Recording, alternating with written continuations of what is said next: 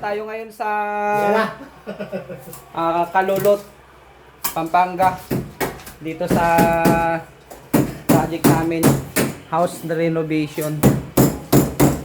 Ayan ka dyan ko, no? Ayan, no? Yan. 3 kwarto ito ka dyan ko. Re-renovate namin yan lahat yan. So, ongoing pa lang ka dyan ko ng renovation namin. Ayun ka dyan ko, yung pinakamagaling namin sa mason. Yan si Engineer Junjun. Paano itatapon yan, Engineer? Yung katulad kanina. Oo. Ayan. Kapag pakitaan mo nga sila ng galing mo. Ayun, pitik-pitik lang yun, ka-Gencon. Ganyan lang ginagawa namin yan, ka-Gencon. Pitik lang yan, oh. Pitikin mo nga.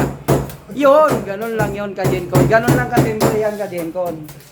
Ito naman, ka-Gencon, parang napapansin ko, 3 oras nang nagpupukpuk dito tayo.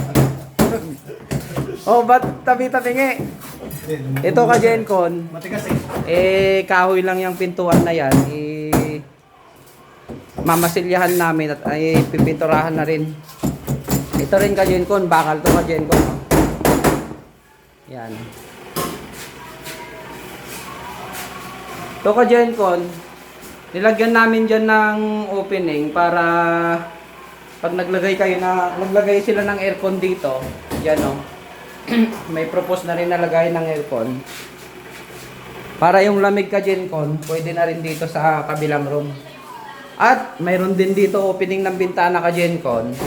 Yan o. Oh. Oh, pwede na rin dyan.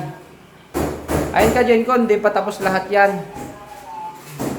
Abangan nyo ka-Gencon yung pagka natapos ito, yung full video namin. Ayan ka-Gencon, no? Andito ngayon yung ibang team ko. Thank you ka-Gencon.